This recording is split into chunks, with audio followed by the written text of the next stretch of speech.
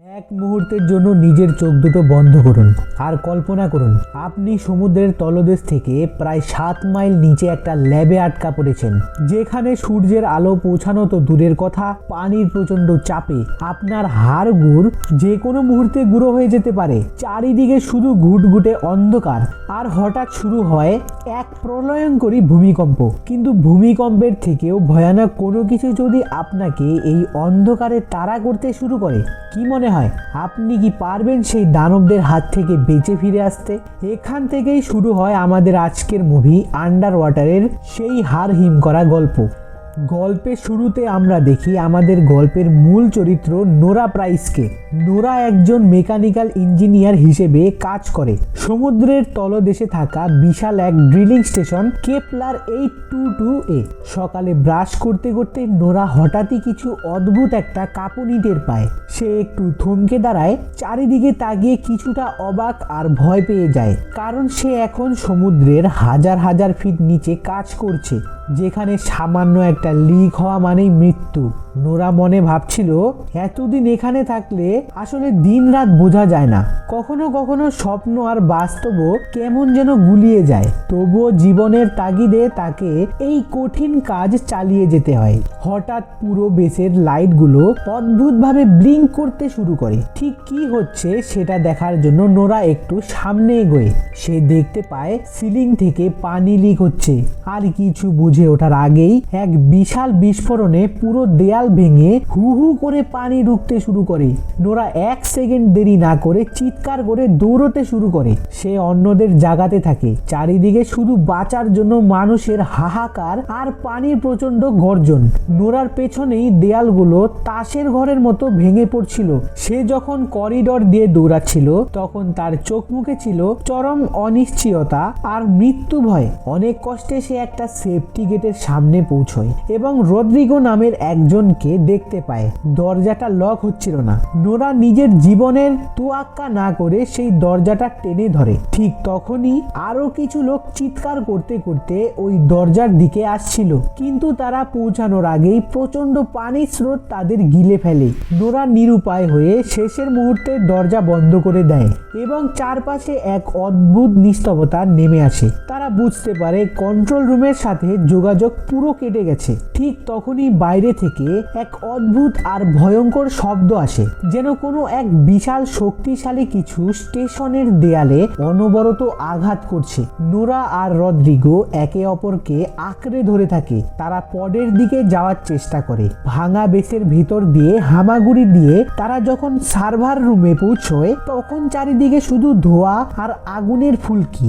Nora তাদের system ঠিক করার চেষ্টা করতে গিয়ে বারবার থমকে যাচ্ছিল, কিন্তু সেই অদ্ভুত শব্দটা আবার শোনা যায়। নোরা তখন বুঝতে পারে এটা শুধু কোনো সাধারণ ভূমিকম্প ছিল না। চারিদিকে তাকিয়ে সে দেখে পুরো রিসার্চ বেসটা প্রায় ধ্বংসস্তূপে পরিণত হয়েছে। তারা যখন এগোচ্ছিল হঠাৎ ধ্বংসস্তূপের নিচে কাউকে আটকে থাকতে দেখে। তার কাছে গিয়ে দেখে সেটা হলো পল। অনেক কষ্টে তাকে টেনে বের করে তারা তিনজন একসাথে সামনে এগোতে থাকে। পথটা ছিল খুবই সরু আর অন্ধকার। হঠাৎ নোরার চোখে পড়ে একটা মৃতদেহ, যার চোখ দুটো খোলা ছিল আর সেই চোখ জমেছিল এক অজানা ভয়। এটা দেখে তারা নিশ্চিত হয় যে সমুদ্রের এই গভীরতায় কোনো এক অজানা ভয়ানক কিছু জেগে উঠেছে। অবশেষে তারা অনেক কষ্টে পডরুমে পৌঁছয়, কিন্তু সেখানে গিয়ে তাদের মাথায় আকাশ ভেঙে পড়ে। তারা দেখে একটি পডও আর অবশিষ্ট নেই। সেখানেই ক্যাপ্টেন লুসিয়ানকে আটকে থাকতে দেখে নোরা। তাকে বের করে আনে সে। ক্যাপ্টেন লুসিয়ান জানান যে বাকিদের পডে করে পাঠানো সম্ভব হয়েছে, কিন্তু এখন তাদের সাবমার্সিবল রুমে যেতে হবে। নোরা ক্যাপ্টেনের চোখে চোখ রেখে জিজ্ঞেস করে, এটা কি আসলেই ভূমিকম্প নাকি অন্য কিছু? ক্যাপ্টেন কিছুটা গভীর হয়ে বলে, এমন ভয়ঙ্কর পরিস্থিতি তিনি আগে কখনো দেখেননি, কিন্তু এখন তাদের সবাইকে একসাথে লড়াই করতে হবে। এরপর তারা কোনো মতে কন্ট্রোল রুমে পৌঁছয়। সেখানে আগে থেকেই এমিলি আর স্মিথ সিগন্যাল পাওয়ার আপ্রাণ চেষ্টা করছিল, কিন্তু কোথাও থেকে কোনো সাড়া পাওয়া যাচ্ছিল না। উল্টো কন্ট্রোল রুমটা বারবার এমনভাবে কাঁপছিল যেন বাইরে থেকে কোনো এক অদৃশ্য দানব পুরো স্টেশনটাকে গায়ের জোরে ঠেলে সরিয়ে দিতে চাইছে। নোরা সিস্টেম চেক করে জানায় যে বেসের ওপরের সব ফ্লোর আর কুলিং টাওয়ার ধ্বংস হয়ে গেছে, কিন্তু আসল বিপদ হলো বেসের কোর রিঅ্যাক্টর, যেটা যে কোনো সময় বিস্ফোরিত হয়ে পুরো জায়গাটাকে শ্মশান বানিয়ে দিতে পারে। এখন তাদের সামনে বাঁচার আর কোনো সহজ রাস্তা নেই। ক্যাপ্টেন তখন একটা শেষ সুযোগের কথা বলেন। তাদের যেতে হবে বেসের সবচেয়ে গভীর অংশে যেখানে ড্রিলিং চলছিল। হয়তো সেখানে কোনো পথ পাওয়া যেতে পারে, কিন্তু সেখানে পৌঁছানো মানে হলো ঘুটঘুটে অন্ধকার সমুদ্রের তলদেশ দিয়ে প্রায় 1.5 কিলোমিটার হেঁটে যাওয়া। পল বলে ওঠে, এই অবস্থায় এই গভীরতায় যাওয়া মানে সরাসরি মৃত্যুর মুখে ঝাঁপ দেওয়া। ঠিক তখনই স্মিথ ড্রিলিং সাইট থেকে আসা একটা অস্পষ্ট সিগন্যাল পায়। সেই সিগন্যালে শুধু মানুষের গঙ্গানি আর এক অদ্ভুত গর্জনের শব্দ শোনা যাচ্ছিল। এটা শুনে সবার গা শিউরে ওঠে। পল হতাশ হয়ে বলতে থাকে যে এত গভীর পর্যন্ত ড্রিল করা তাদের একদম উচিত হয়নি। হয়তো তারা এমন কোনো প্রাচীন দানবকে দাগিয়ে তুলেছে যাকে চিরকাল ঘুমিয়ে থাকাই ভালো ছিল।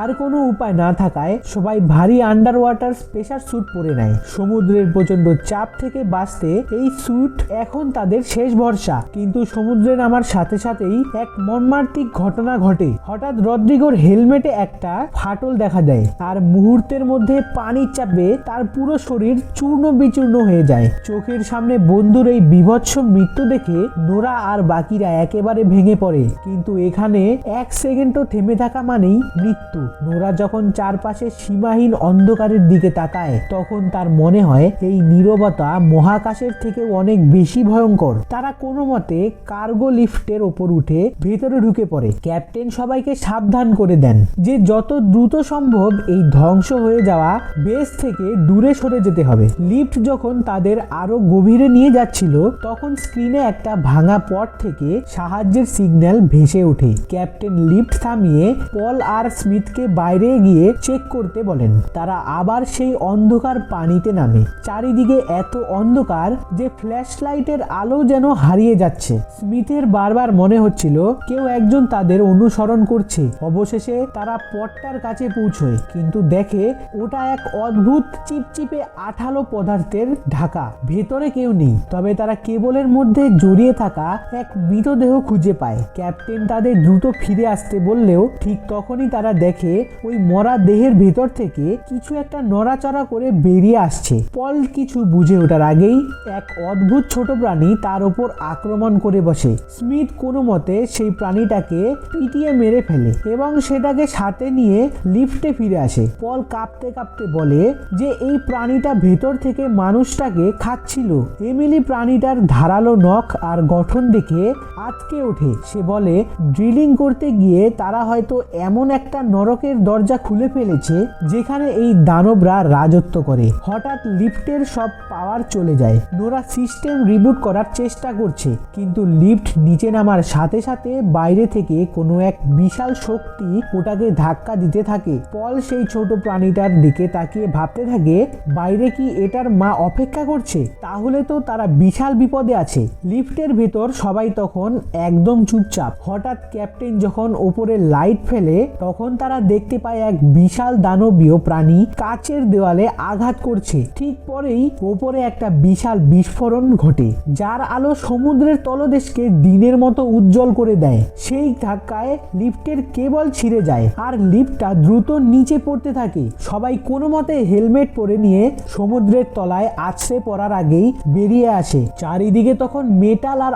আগুনের ফুলকি বৃষ্টির মতো পড়ছে। তারা অন্ধের মতো দৌড়াতে থাকে ড্রিলিং চেম্বারের দিকে, কিন্তু দুর্ভাগ্যবশত দরজার লকটা জ্যাম হয়ে যায়। অনেক চেষ্টার পর তারা ভেতরে ঢোকে। ক্যাপ্টেন সবাইকে শান্ত করার চেষ্টা করেন, কিন্তু ওপর থেকে সব ভয়ঙ্কর শব্দ আসছিল। তারা টানেলের মধ্যে সরু একটা পথ দিয়ে এগোতে থাকে। রাস্তাটা এতটাই সরু ছিল যে এক সময় তাদের হামাগুড়ি দিতে হয়। নোরা সাহস করে প্রথমে পানির নিচ দিয়ে সাঁতরে অন্য পাশে যাওয়ার চেষ্টা করে। সে সফল হলে বাকিদেরও ইশারা করে ডাকে। একে একে সবাই পার হয়ে গেলেও একেবারে শেষে থেকে যায় পল। পলের মনে হচ্ছিল অন্ধকারের ভেতরে কেউ একজন দাঁড়িয়ে আছে এবং তাকে দেখছে। হঠাৎ এক অদ্ভুত ছায়া তার তার চোখের সামনে দিয়ে মিলিয়ে যায়। ক্যাপ্টেন তাকে ডাকতে থাকলেও পলের কোনো সাড়া পাওয়া যাচ্ছিল না। শেষে তারা পলের স্যুটের কেবল ধরে জোরে টান দিতে থাকে। পল যখন তাদের কাছাকাছি আসে সবাই স্বস্তির নিঃশ্বাস ফেলে, কিন্তু হঠাৎই এক অদৃশ্য দানবীয় শক্তি পলকে পেছনের দিকে হ্যাচকা টান দেয়। পলের আর্তনাদে রেডিও ফেটে যাওয়ার মতো অবস্থা হয়। চোখের পলকে পলের শরীরটা মাঝখান থেকে ছিঁড়ে আলাদা হয়ে যায়। রক্তে তার হেলমেট লাল হয়ে যায় এবং বীভৎস দৃশ্য দেখে বাকিরা পাগলের মতো প্রাণ বাঁচাতে দৌড়াতে থাকে। পলের মৃত্যু সবার মনোবল ভেঙে দেয়। ক্যাপ্টেন কোনো মতে তাদের একটা কন্ট্রোল রুমে নিয়ে যান। সেখান থেকে বাইরে তাকালে দেখা যায় সেই বিশাল ড্রিলিং মেশিনটা একদম দুমড়ে মুচড়ে পড়ে আছে। এমিলি কাঁদতে কাঁদতে বলে যে তারা সমুদ্রের গভীরতাকে নাড়িয়ে দিয়েছে আর এখন সমুদ্র তাদের শেষ করে দিচ্ছে। ক্যাপ্টেন সবাইকে অভয় দেন, কিন্তু স্মিথ জানায় তার স্যুট ড্যামেজ হয়ে গেছে। স্মিথ বলে তাকে রেখে চলে যেতে, কিন্তু ক্যাপ্টেন হাল ছাড়ে না। তিনি স্মিথের স্যুটটা কোনো মতে রিপেয়ার করে দেন। এরপর তারা আবার পানির নিচে নামার প্রস্তুতি নেয়। চারিদিকে শুধু ঘুটঘুটে অন্ধকার আর নিস্তবতা। নোরার বারবার মনে হচ্ছিল তার পেছনে কেউ একজন নিঃশ্বাস ফেলছে। হঠাৎ ক্যাপ্টেন সবাইকে লাইট বন্ধ করতে বলেন। তারা খেয়াল করে স্মিথ তাদের সাথে নেই। নোরা দেখে একটা দানব স্মিথকে টেনে গুহার ভেতর নিয়ে যাচ্ছে। ক্যাপ্টেন এক মুহূর্ত দেরি না করে গুহার ভেতর ঢুকে স্মিথকে উদ্ধার করেন, কিন্তু ফিরে আসার সময় এক বিশাল দানব ক্যাপ্টেনকে ধরে ফেলে এবং উপরের দিকে নিয়ে যেতে থাকে। নোরা ক্যাপ্টেনকে বাঁচাতে প্রাণপণ চেষ্টা করলেও ক্যাপ্টেন বুঝতে পারেন যে দুজনে মিলে বাঁচা সম্ভব নয়। তিনি নিজেই নোরার স্যুটের কেবল কেটে দিয়ে নিজেকে বিসর্জন দেন। ক্যাপ্টেনের আত্মত্যাগের পর নোরা মানসিকভাবে পুরোপুরি ভেঙে পড়ে। সে সমুদ্রের এক পরিত্যক্ত অংশে একা পড়েছিল। রেডিওতে পাগলের মতো এমিলি আর স্মিথকে ডাকতে থাকে। কিছুক্ষণ পর এমিলি কণ্ঠ শোনা গেলে নোরা যেন নতুন করে প্রাণ ফিরে পায়। সে আবার পানিতে নামে। অনেক কষ্টে এমিলি আর আহত স্মিথকে খুঁজে পাওয়া যায়। তারা অবশেষে ড্রিলিং সাইটের মেইন গেটের কাছে পৌঁছায়, কিন্তু মাঝখানে একটা ব্রিজ ছিল যেখানে হাজার হাজার সেই দানবীয় প্রাণী ঘুমিয়ে ঝুলেছিল। হঠাৎ একটা প্রাণী জেগে উঠে নোরার উপর ঝাঁপিয়ে পড়ে। নোরা এমিলিকে পালাতে বলে, নিজের লড়াই চালিয়ে যায়। সে দানবটার মুখে বন্দুক দিয়ে গুলি করে, নিজেকে মুক্ত করে, কিন্তু ততক্ষণে সবকটি প্রাণী জেগে উঠেছে। নোরা ততক্ষণ সামনে তাকিয়ে দেখে এক বিশাল অবাস্তব ছায়া দাঁড়িয়ে আছে। সেটা ছিল সব দানবদের রাজা সিটি হু। ওটা একটা বিশাল পাহাড়ের মতো। নোরা কোনো মতে দৌড়ে গেটের ভেতর ঢোকে। ভেতরে গিয়ে দেখে মাত্র 3টি পড আছে, যার মধ্যে মাত্র 2টি কাজ করে। নোরা প্রথমে স্মিথকে একটা পডে পাঠিয়ে দেয়, এরপর এমিলিকে বলে দ্বিতীয় পডটাতে উঠতে। এমিলি নোরাকে ছাড়া যেতে রাজি ছিল না, কিন্তু নোরা তাকে বোঝায় যে স্মিথের জন্য তাকে বেঁচে থাকতে হবে। এমিলিকে পডে তুলে দেওয়ার পর নোরা যখন একা হয়ে যায় তখন তার মনে কোনো ভয় ছিল না। সে দেখে ছোট ছোট দানবগুলো এমিলি আর স্মিথের পডের দিকে ধেয়ে যাচ্ছে। তাদের বাঁচাতে নোরা নিজের জীবন উৎসর্গ করার সিদ্ধান্ত নেয়। সে স্টেশনের পাওয়ার কোর ওভারলোড করে দেয় এবং ভয়াবহ বিস্ফোরণে পুরো স্টেশন আর সেই দানবীয় রাজা সহ সব প্রাণী ধ্বংস হয়ে যায়। নোরার এই মহান আত্মত্যাগের কারণেই এমিলি আর স্মিথ সুস্থভাবে সমুদ্রের ওপর ভেসে উঠতে পারে। এই ছিল আন্ডার ওয়াটার মুভির এক রোমাঞ্চকর আর ইমোশনাল গল্প। নোরা আমাদের শিখিয়ে দিয়ে গেল যে অন্ধকার যখন চারপাশ থেকে ঘিরে ধরে তখন নিজের আলো হয়ে জ্বলে ওঠাই হলো আসল বীরত্ব। নোরার এই আত্মত্যাগ আপনাদের কেমন লেগেছে? মানুষের কি আসলেই প্রকৃতির এমন গভীরে যাওয়া উচিত? কমেন্টে অবশ্যই আপনার মতামত জানান। আর এমন সব রুদ্ধশ্বাস মুভি এক্সপ্লেন পেতে আমাদের চ্যানেলটি সাবস্ক্রাইব করে পাশে থাকুন। তো ফিরছি আরো একটা নতুন ভিডিও নিয়ে, ততক্ষণের জন্য গুড বাই।